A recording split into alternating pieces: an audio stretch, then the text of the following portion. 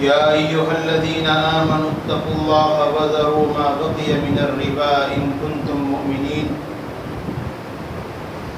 فإن لم تفعلوا فأذنوا بحرب من الله ورسوله وقال النبي صلى الله عليه وسلم كسب الحلال فريضة بعد الفريضة صدق الله العظيم۔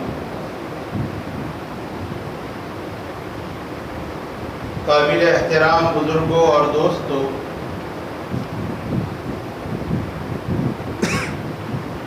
ہماری شریعت میں حلال روزی کمانے کی بڑی اہمیت ہے۔ اتنی اہمیت ہے کہ میرے اور آپ کے آقا صلی اللہ علیہ وسلم نے حدیث پاک میں حلال روزی کے کمانے کو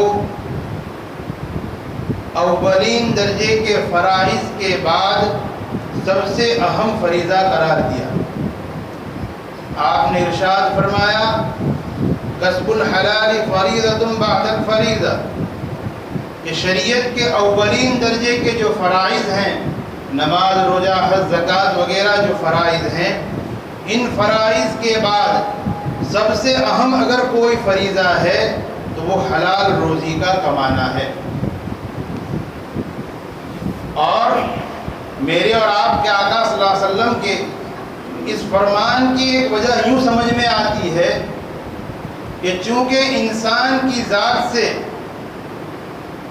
ظاہر ہونے والے اعمال یا تو اچھے ہوں گے یا برے ہوں گے، یا تو انسان نیک اعمال کرے گا یا برے اعمال کرے گا، لیکن انسان کے اس نیک اور برے اعمال کے وجود میں آنے کا سبب اس کی استعمال کردہ غذا اور اس کی استعمال کردہ روزی ہے، کہ انسان جیسی روزی استعمال کرے گا، اگر حلال روزی استعمال کرے گا تو اس کی ذات سے نیک اعمال وجود میں آئیں گے، اور اگر حرام روزی استعمال کرے گا تو اس کی ذات سے گناہ ہی وجود میں آئے گا۔ اس چیز کو اللہ تبارک و تعالیٰ نے قرآن کریم میں جو ارشاد فرمایا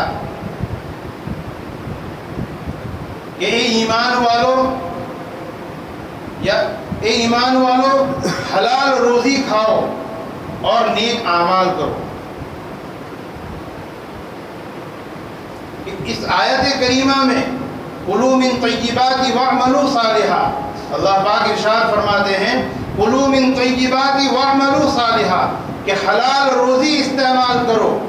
اور نیک عمل کرو۔ مفسرین کرام نے اس آیت کی تفسیر میں لکھا ہے کہ اللہ تبارک و تعالیٰ نے اس آیت میں نیک عمل کو حلال روزی کے ساتھ ملا کر جو بیان فرمایا، کہ پہلے فرمایا کہ حلال روزی استعمال کرو اور اس کے بعد فرمایا کہ نیک عمل کرو، پتہ چلا کہ نیک عمل کے وجود میں آنے کا ذریعہ یہ حلال روزی ہے، کہ انسان اگر حلال روزی اختیار کرتا ہے تو اس سے نیک اعمال وجود میں آتے ہیں۔ اب آج ہمارے اس دور میں ہماری آمدنی کے جو کچھ بھی ذرائع ہیں، جو کچھ بھی ذریعے ہیں، جو کچھ راستے ہیں، طریقے ہیں، ان چیزوں میں بہت سی ایسی شکلیں ہیں کہ جن شکلوں کو عام مسلمان نہیں سمجھ سکتا، وہ حلال ہے یا حرام ہے اس کا فیصلہ عام انسان نہیں کر سکتا۔ تو اس بارے میں تو مسلمانوں کے ذمہ ہیں کہ وہ اپنے وقت کے علماء سے اور وقت کے مفتیان کرام سے معلوم کریں کہ میری آمدنی کے ذریعوں میں یہ طریقہ ہے اور یہ راستہ ہے، آیا شریعت کی نظر میں یہ حلال ہے یا حرام ہے۔ لیکن آج کے اس دور میں ایک چیز ایسی ہے کہ تقریباً امت کا ہر مسلمان جسے دین کا ذرا سا بھی علم ہے، وہ ہر مسلمان اس چیز کو حرام سمجھتا ہے، کہ شریعت نے اس چیز کو حرام ٹھہرایا ہے، لیکن اس کے باوجود اس کی حرمت اتنی عام ہونے کے باوجود آج امت کا بہت بڑا حصہ، آج مسلمانوں کا بہت بڑا حصہ اس حرام چیز چیز کے اندر ملوث اور مبتلا ہے، اور وہ چیز ہے سود. اور وہ سود یعنی جس کو ہم گجراتی میں بیاج کہتے ہیں، انٹریسٹ کہتے ہیں. یہ سود آج امت کا اکثر مسلمان اس کو حرام سمجھتا ہے، لیکن اس کے باوجود آج مسلمانوں کا اکثر طبقہ اس چیز کے اندر ملوث ہے. اس لیے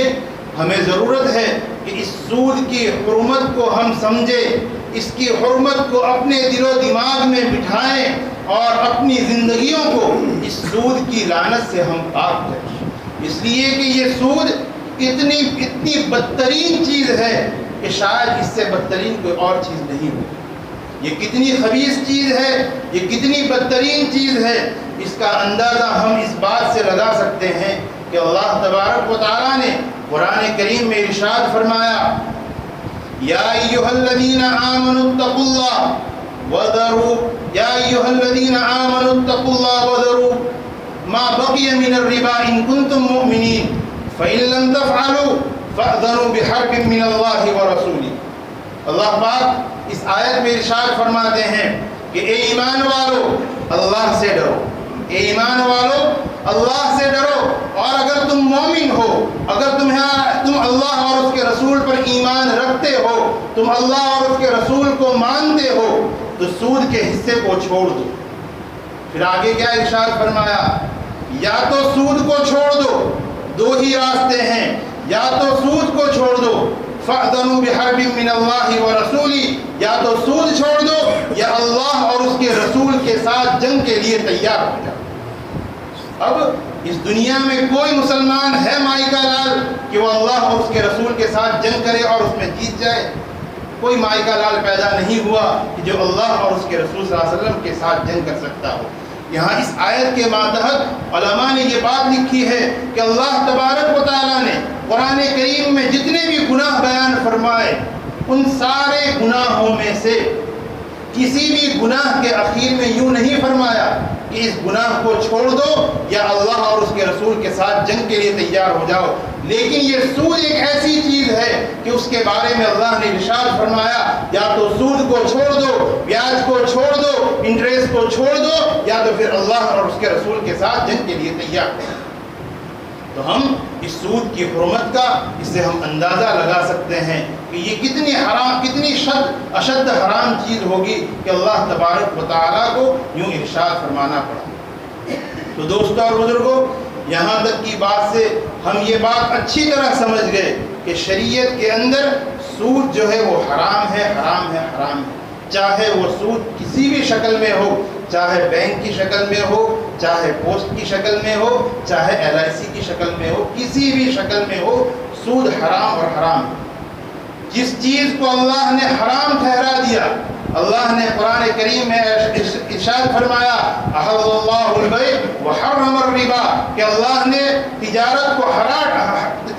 کو جائز ٹھہرایا اور سود کو حرام ٹھہرا دیا. اب جس چیز کو اللہ نے حرام ٹھہرا دیا اس چیز کو کوئی حلال نہیں ٹھہرا سکتا.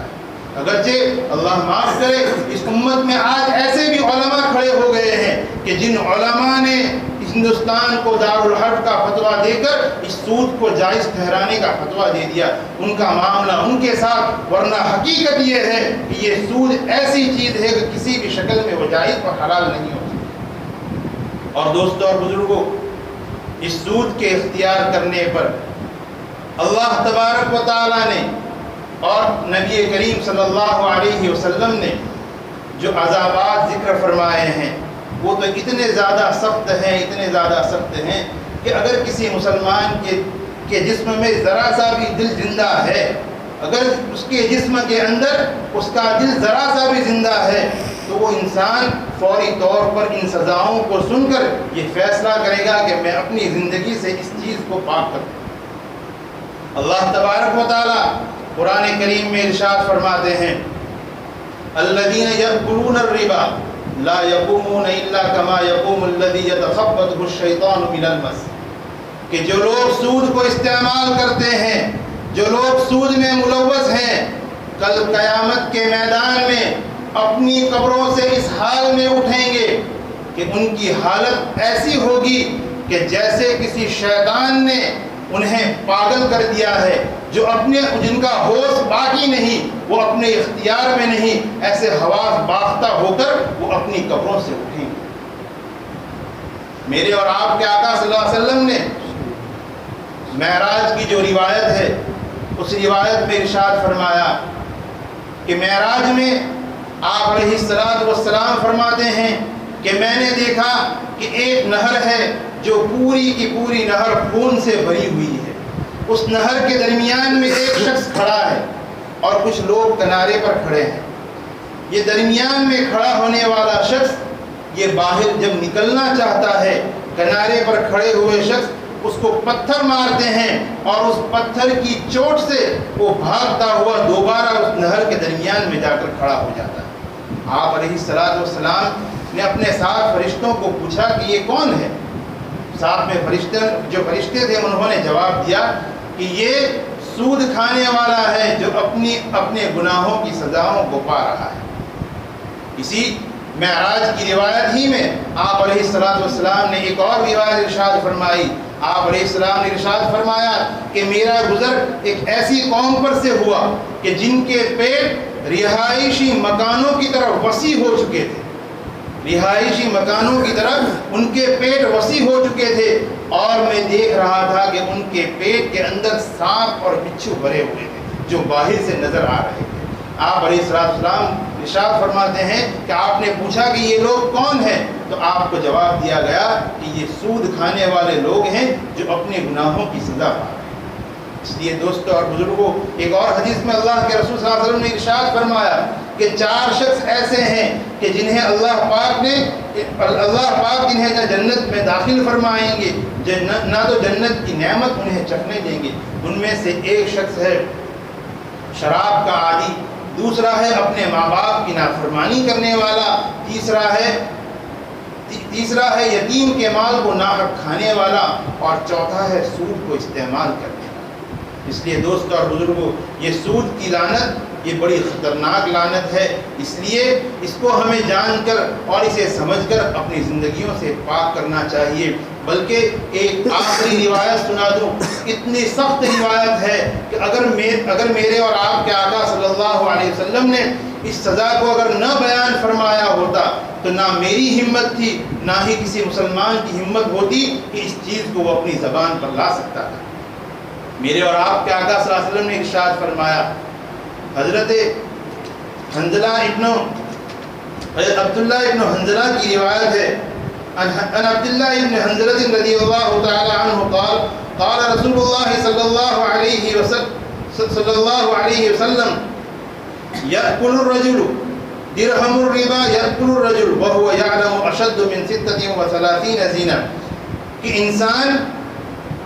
ربا کا اور سود کا 1 پیسہ استعمال کرتا ہے، حالانکہ وہ 1 پیسہ 36 مرتبہ زنا سے بھی زیادہ سخت ہے۔ 36 مرتبہ زنا کرنے کا جو گناہ ہے اس سے زیادہ گناہ اس 1 درہم کے استعمال کا ہے، بلکہ اس سے بھی ایک سخت وعید اللہ کے رسول صلی اللہ علیہ وسلم نے ارشاد فرمائی۔ حضرت ابو ہریرہ رضی اللہ تعالیٰ عنہ اس روایت کے راوی ہیں، آپ فرماتے ہیں ان ابی ہریرہ رضی اللہ تعالیٰ عنہ قال رسول اللہ صلی اللہ علیہ وسلم الربا 70 جزءا ایسرها، کہ سود کے 70 سے زیادہ گناہ ہیں، سود کے 70 سے زیادہ درجے ہیں۔ اس کا ادنا درجہ یہ ہے کہ کوئی انسان نعوذ باللہ کوئی انسان اپنی سگی ماں کے ساتھ زنا کرے، اس سے بھی زیادہ سخت سود کا 1 درہم استعمال کرنا ہے۔ اس لیے دوستو اور بزرگوں، یہ سود ایک بڑی لعنت والی چیز ہے، اس لیے اس چیز سے ہمیں بچنا چاہیے۔ ہمیں اس بات کا ہمیں ایمان ہونا چاہیے کہ ہمارے مقدر کی جو روزی ہوگی وہ ہمیں پہنچ کر رہے گی۔ اب اس مقدر کی روزی کو حاصل کرنے کا راستہ ہم کون سا اختیار کریں؟ ہو سکتا ہے کہ حلال راستے میں تکلیف پڑے، لیکن برکت ضرور بھی ضرور حلال راستے میں ہوگی، اس لیے